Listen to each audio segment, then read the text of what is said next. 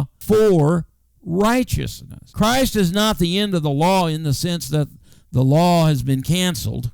No, that's not what it means. We're talking about the source of righteousness. Where does righteousness come from? Upon what do we base our righteousness?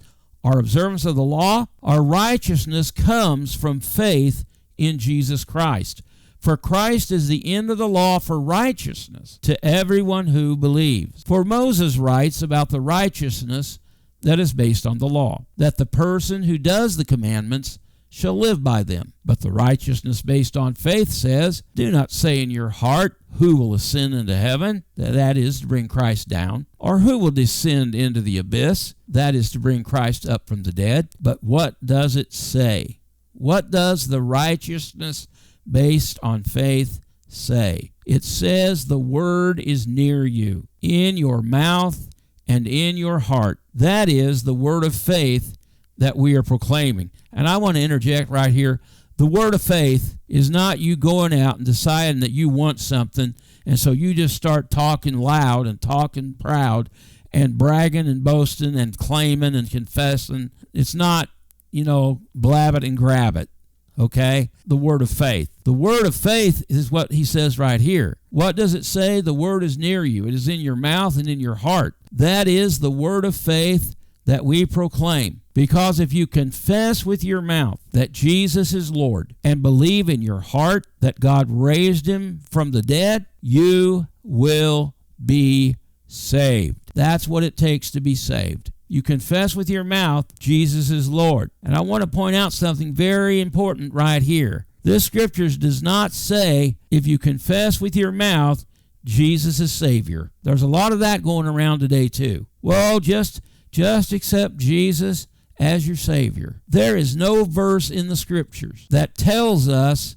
to receive Jesus as our Savior. Now, there are Scriptures that say He is our Savior. I won't deny that. But there are no verses in Scripture that say receive Jesus as Savior. But there are a lot of verses that say receive Jesus as Lord, because that is the word of faith, that if you confess with your mouth that Jesus is Lord and believe in your heart that God raised him from the dead, you will be saved. For with the heart one believes and is justified, and with the mouth one confesses and is saved. For the Scripture says, everyone who believes in him will not be put to shame. For there is no distinction between Jew and Greek, or Jew and Gentile. There is no distinction. Everybody gets saved the same way, through faith in the Lord Jesus Christ. For the same Lord is Lord of all, bestowing his riches on all who call on him. And I want to say this again tonight too. It's not everyone who calls on the church. Let me tell you something. The church is not the door to salvation. The church is not the door to salvation. Jesus is the door to salvation, and Jesus is the door to the church. I want to say that again. The church is not the door to salvation. Jesus is the door to salvation, and Jesus is the door to the church. He says, for there is no distinction between Jew and Gentile, between Jew and Greek, for the same Lord is Lord of all, bestowing his riches on all who call on him. For everyone who calls on the name of the Lord will be saved. How then will they call on him in whom they have not believed? And how are they to believe in him of whom they've never heard? And how are they to hear without someone preaching? And how are they to preach unless they are sent? As it is written, how beautiful are the feet of those who preach the good news. But they have not all obeyed the gospel. He's talking about the Jews here again. They heard the gospel. Jesus came and preached the gospel. John came and preached the gospel. Repent, for the kingdom of heaven is at hand. Jesus preached. Repent, for the kingdom of heaven is at hand. The apostles preached. So the Jews heard the gospel. All those living in that day heard the gospel, but they have not all obeyed the gospel.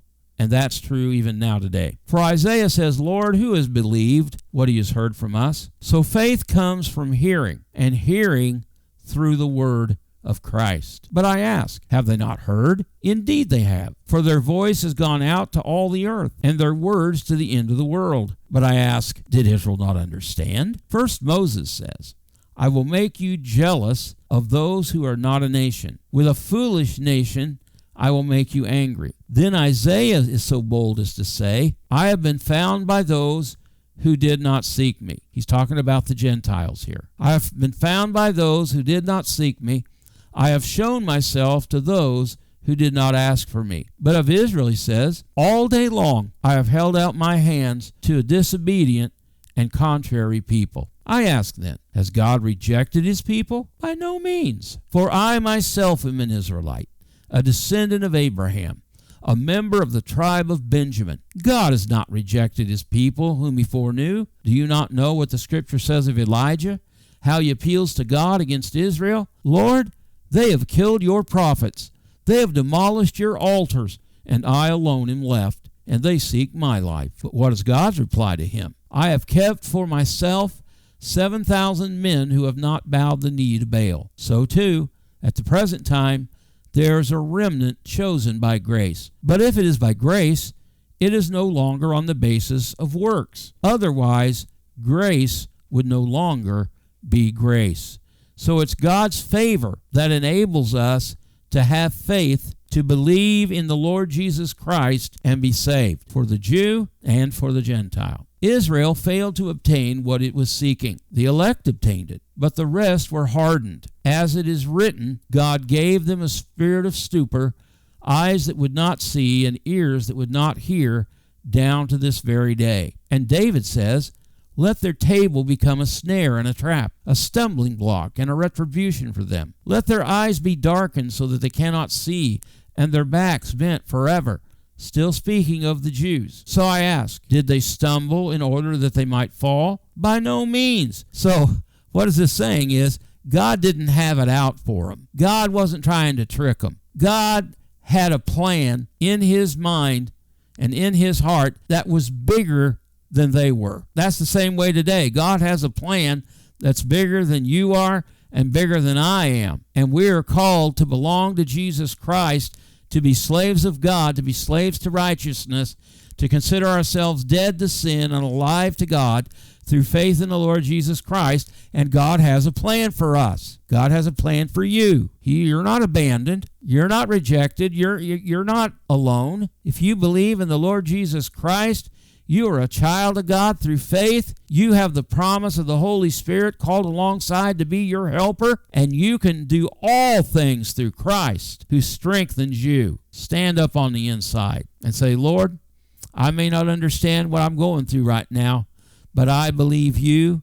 I believe your word, and I am not going to grow weary in well-doing, but I'm not going to faint. I'm going to reap what you have for me to inherit. God has something for you that's beyond anything you could ask or imagine. Praise the name of the Lord. All right.